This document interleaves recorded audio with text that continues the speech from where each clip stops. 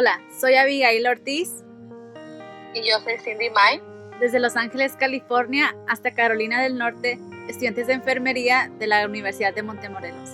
En nuestro podcast de hoy les traeremos un tema que no se querrán perder. Nuestro objetivo es poder llegar a entender la eutanasia como una cuestión moral desde la perspectiva médica y lo que nos dice la Biblia. El tema de la eutanasia, así como el del aborto, genera fuertes controversias en la libre determinación de los individuos y en su derecho a decidir sobre su cuerpo.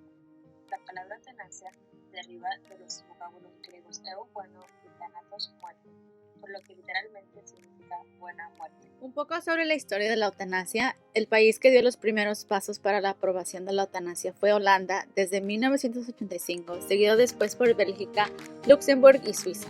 En los años 90 se aprobó la eutanasia en los Estados Unidos, en los estados de Oregon, Washington, Montana, Vermont y California. En 1995 se legalizó en el territorio norte de Australia y en 1998 se aprobó en Colombia. En el 2016, Canadá legalizó la eutanasia. De acuerdo a las cifras estadísticas de CONAMED, en el 2017 murieron en el mundo más de 13,000 pacientes por suicidio asistido en los países que esas prácticas están legalizadas. Los 4 tipos de eutanasia más conocidos son la eutanasia voluntaria, la cual es la manifestación explícita del paciente de su deseo a morir; la eutanasia involuntaria, siendo la falta de la manifestación explícita del deseo de morir por parte del paciente; la eutanasia activa, que provoca la muerte por el agente médico; y por último, la eutanasia pasiva, la cual es dejar morir al paciente. La eutanasia no es para todos y hay requisitos para poder adquirirla. Estos requisitos son los más comunes entre los países que lo practican. Requisito número 1. El ser residente del país o estado. 2. La petición de eutanasia solo puede ser por parte del paciente. 3. La enfermedad ha de ser crónica, incurable o invalidante, que provoque un sufrimiento insoportable. 4.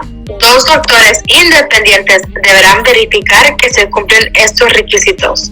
5. La persona debe poder cambiar la opinión en cualquier momento del proceso.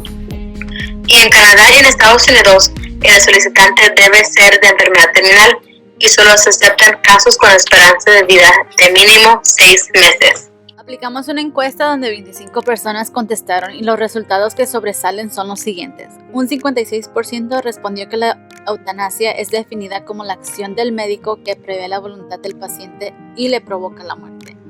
El 80% está de acuerdo con la eutanasia solo si son enfermos incurables y con dolor insoportable. Y el 64% dice que si tuviera una condición terminal no solicitaría que le practicaran la eutanasia. En este segmento tenemos como primer invitado a Moisés. Hola, mucho gusto, gracias por invitarme. Mi nombre es Moisés Sanabria, como se ha dicho, soy alumno de 4º año de teología y en este momento voy a estar defendiendo y presentando la postura bíblica sobre el tema del cual vamos a estar platicando hoy.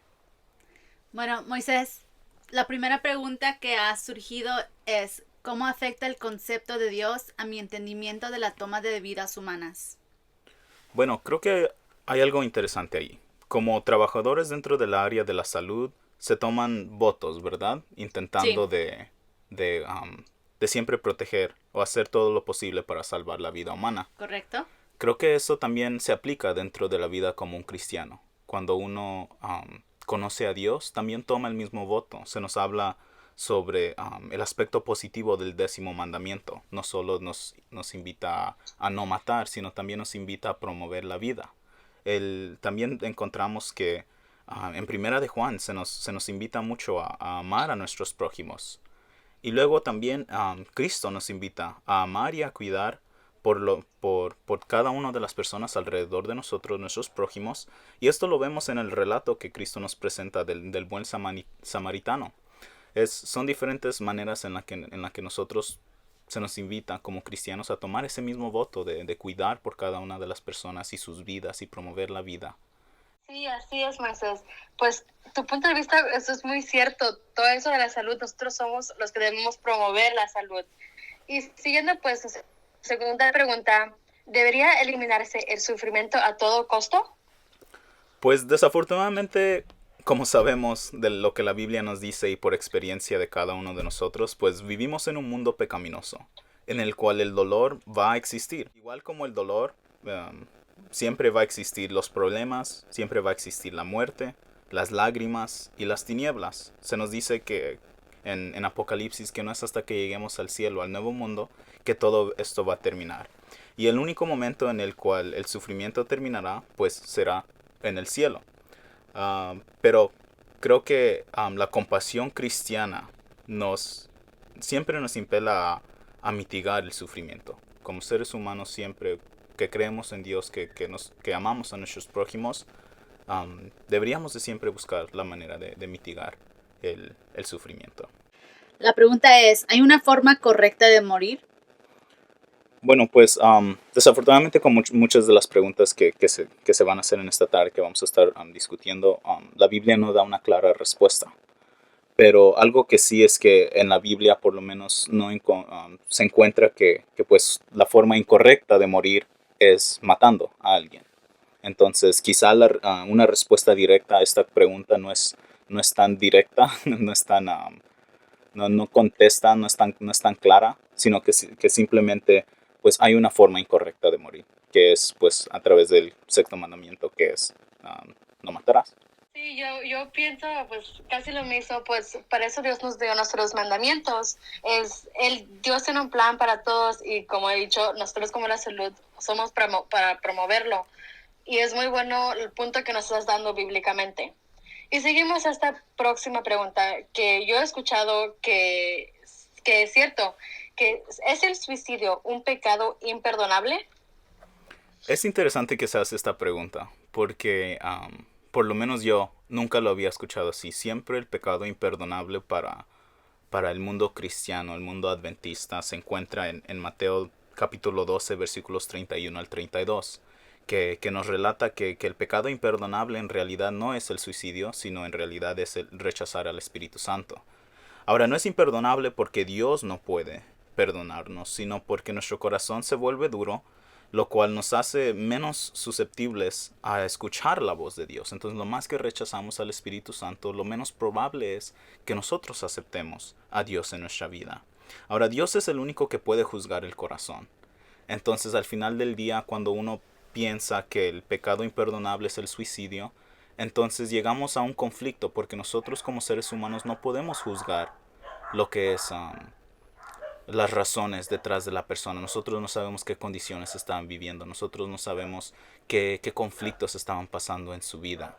Entonces creo que para nosotros decir que el suicidio es el pecado imperdonable, en primeras bíblicamente es incorrecto, porque el pecado imperdonable es el rechazo del Espíritu Santo. Y segundas, nosotros como seres humanos no sabemos cómo es que Dios juzga. Tampoco sabemos cómo el corazón de la persona. Nosotros solo podemos ver los actos, pero no sabemos el motivo detrás de las personas. Es algo que solo Dios puede conocer. Ok, y para finalizar este segmento, la última pregunta dice, ¿deberían los seres humanos tener el derecho de decidir sobre cuestiones de vida y muerte? Bueno, esta pregunta es muy amplia y la verdad es que pues como seres humanos tenemos libre albedrío, que es una manera en que muchas personas se acercan a esto y dicen pues sí, deberían de tener la oportunidad de decidir, tenemos libre albedrío y pues podemos hacer lo que se nos dé la gana, podemos hacer lo que nos guste, tenemos el libre albedrío. Pero en realidad bíblicamente se nos invita a usar este libre albedrío de una manera responsable, se nos invita a aceptar a Dios, se nos invita aunque tenemos este libre albedrío, a tomar las decisiones correctas. La conclusión más apegada a la Biblia es la siguiente. No se debería practicar la eutanasia activa. ¿Qué es lo que significa eso? Pues es que va en contra del sexto mandamiento. La eutanasia activa es cuando se le pide que se le mate prácticamente. Entonces, eso es como iglesia adventista y como Biblia, va en contra de lo que la Biblia enseña. Pero si uno no gusta estar en medicamento para dejar que ocurra lo inevitable, si uno ya va a morir y no gusta estar en medicamento, entonces nosotros deberíamos de respetar la decisión. Es una muerte que va a ser natural, entonces nosotros no somos personas para impedir si es que la persona pide que se le quite del medicamento. Entonces son dos cosas diferentes, la eutanasia activa, que es lo que nosotros no vemos que se debería de hacer, pero sí debemos de respetar la decisión de una persona que pide quitarse de medicamento. Entonces son dos cosas diferentes y eso es la respuesta más apegada a lo que debe de ser. Bueno, y con eso terminamos este segmento y le queremos dar gracias a Moisés por ser parte de este tema tan controversial y poder aclararnos lo que nos dice la Biblia sobre las cuestiones de vida y muerte. Como nuestra segunda invitada desde Argentina, la licenciada Rocío Altamirano, especialista en enfermería en atención del paciente crítico del adulto. Como profesional de la salud nos dará su punto de vista ya que tiene buen entendimiento sobre la vida y la muerte. Gracias, licenciada, por aceptar esta invitación. Empezamos con la primera pregunta. ¿Cómo considera la profesión médica a las diversas formas de eutanasia? Bueno, primero muchas gracias por la invitación. Un placer poder contestar sus preguntas. Y sí, yo soy especialista de cuidados críticos y hace 11 años que trabajo en terapia intensiva en la Clínica Adventista Belgrano. Así que, por más que sea enfermera, tengo un conocimiento con respecto a lo que es la experiencia con los pacientes en la última etapa de la vida. Respondiendo ahora sí tu pregunta puntualmente, hay diferentes tipos de eutanasia y varía mucho lo que es la legislación de país en país, ¿sí? Y a nivel médico y en el trabajo cotidiano va a variar mucho con la experiencia de cada uno. Particularmente acá en Argentina, la eutanasia no es legal, ¿sí? Entonces no se practica la eutanasia como tal, pero hay otras medidas de limitación terapéutica y acompañamiento en el final de la vida que los que son totalmente anti este tipo de prácticas la contradicen. Igual en México es ilegal y pues todo es diferente en cada país. Siguiendo con la segunda pregunta, dice, ¿cuáles son algunas de las señales de advertencia que sugieren que una persona puede estar considerando el suicidio? Bien, hay muchos signos que uno puede llegar a ver en las personas cuando intentan terminar con la vida. Desde el paciente que anda caminando, deambulando, o tal vez nuestros familiares o demás, podemos ver una retrospección. Están cada vez más callados, hacia adentro, retrospectivamente, empiezan a hablar en tercera persona, o muchas veces qué pasaría si ellos no estuvieran.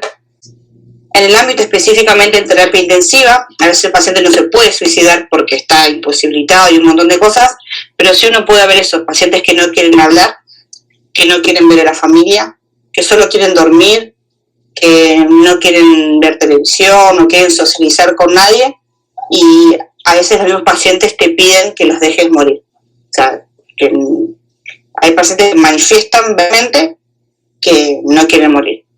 Licenciada, ¿y qué sería la mejor forma o para animarlos, para que no tengan esos pensamientos? Yo creo que es un tema muy personal.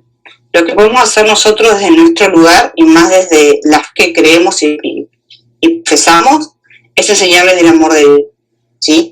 Que hay una esperanza, que Dios quiere que suframos, que esto no es parte del plan del Dios cuando uno sufre y que siempre hay alguien que los va a amar, que su familia los ama, que tal vez hay personas que tienen familias conflictivas, pero va a haber alguien más.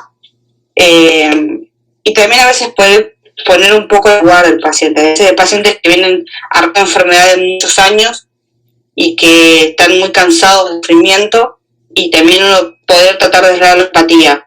No el apañar, no acá no estoy apañando el suicidio ni nada por el estilo, pero tratar de entender un poco el dolor, no minimizar el dolor del otro, sino tratar de comprenderlo, tener una escucha activa, ¿sí? Darle el espacio para que ellos puedan confianza, para que puedan, si quieren, contarlos con nosotros, o hacerles que pueden contratar a un profesional, que no está mal sentirse así, o sea, que es pecado sentirse así, y que muchas veces la tristeza, cuando pasa depresión, y depresión muchas veces pasa suicidio, es una enfermedad tan real como lo es si tuvieron insuficiencia cardíaca, por ejemplo. Por eso es algo muy personal, porque hay personas que tocan mucho las vidas personales y no quieren socializar con los pacientes porque le afecta emocionalmente a uno. Hay otras personas que no saben hablar. Entonces, a veces uno en el grupo de trabajo a veces conoce quiénes son más empáticos, ¿sí? Entonces poder darle a ese paciente en la forma que pueda hablar. A veces no lo van a hacer con la familia, entonces tratar de buscar de otra manera que el paciente hable y que pueda manifestar lo que, ya sea hablando o llorando. Bueno, para seguir nuestra tercera pregunta, ¿es correcto terminar con la vida de un paciente terminal que esté sufriendo dolores y sufrimientos severos? No es correcto terminar con la vida de nadie. Nosotros como seres humanos no tenemos el poder de quitar la vida absolutamente de nadie. Eso es solamente algo que viene de Dios. Sí hay una necesidad de poder darle calma a un paciente que sufre, ¿sí?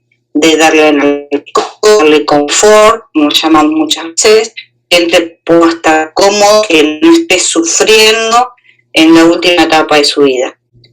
Particularmente, es una opinión totalmente personal mía, yo creo que nosotros siempre se nos enseña preservar la vida, pero también, bueno, cuando yo estudié en la UAP, se nos enseña mucho el darle al paciente una muerte digna.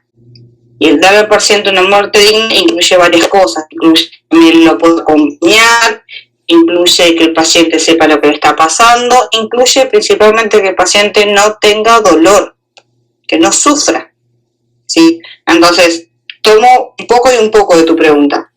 No es nuestro rol terminar con la vida de alguien, pero creo que sí es muy importante acompañar en esa última etapa de vida que el paciente no tenga dolor, que no sufra o que sufra lo menos posible de lo que pueda. Sí, hay que darle pues esa paz de tener a alguien con ellos y no sentirse solos.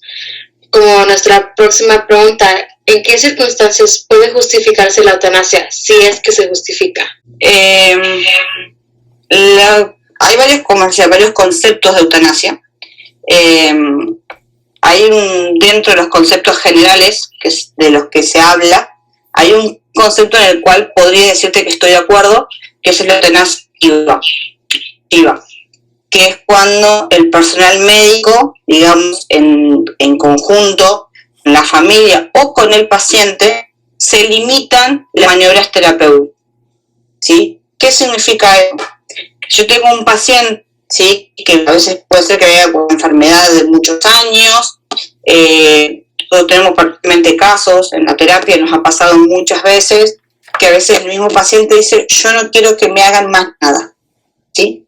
Entonces tiene que haber una limitación. No significa que el paciente no lo va a hidratar, que se lo va a alimentar y que se le va a dar analgesia y cor, ¿sí? Cuando esa limitación terapéutica no significa que te va a hacer nada, sino que no se va a hacer nada invasivo para prolongarle la vida, ¿sí? Y en ese aspecto, personalmente, yo estoy de acuerdo, por experiencias personales, con familiares, ¿sí? Por lo que he vivido en 11 años trabajando. Bastante ético y bastante controversial. Cuándo sí, cuándo no, y hasta cuándo sí y hasta cuándo no, ¿sí? Pero principalmente el concepto principal de la medicina terapéutica es que el paciente siga su curso natural. Va a ser lo que Dios diga que viva, ¿sí?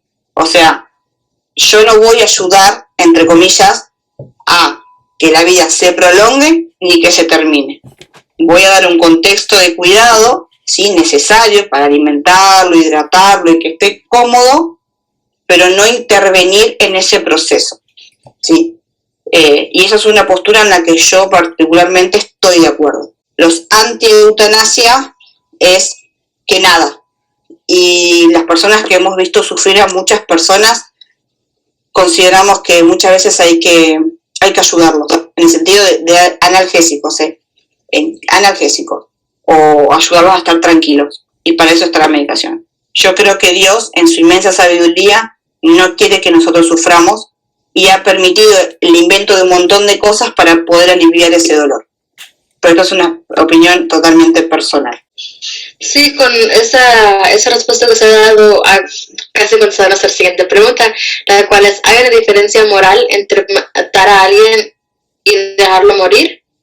Que pues sí, es cada quien personalmente, y pues... No, y además, ustedes son estudiantes y cuando tengan, muchas veces hablamos en el trabajo, cuando tengan su primer óbito es muerto, pero uno en el trabajo no le dice muerto, sino que dice óbito, es el término médico.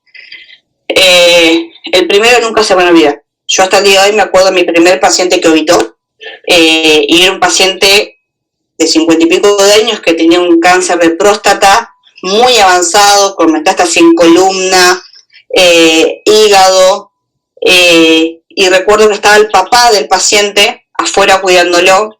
El paciente estaba con goteo de morfina, despierto, hablaba, yo me reía mucho con él, yo estaba recién, había arrancado a trabajar, y ese paciente no me olvidó nunca más, porque no es lo mismo hablar de la muerte que vivir con ella. Todos sabemos que no existe la muerte, sino que existe Dios, pero sí, como personas de salud, muchas veces estamos al lado de los pacientes que fallecen. Y nunca es fácil, nunca va a ser fácil. Matar a alguien, uno tiene que tener sangre muy fría, ya sea por pasar una medicación. Ha habido muchos casos de personal de salud que han pasado medicación a pacientes y demás. Hay que tener sangre muy fría para pasar conscientemente medicación para matar a un paciente, ¿sí? Y el dejarlo morir, ese término tampoco es real, porque yo no soy quien para evitar que se muera si es de Dios. Yo puedo reanimarlo y puedo dar todas las maniobras que tengo, pero si Dios puso que esa era su hora de muerte, va a morir igual. Pero el dejarlo morir ya sería una cuestión de que yo no lo cuide de ninguna manera. Y eso ya es otro extremo, como yo le decía. Ninguno de los dos extremos considero que están bien. Y a nivel moral, sí, hay un gran debate, muy grande, hasta dentro del personal de salud de instituciones adventistas, de cristianas también.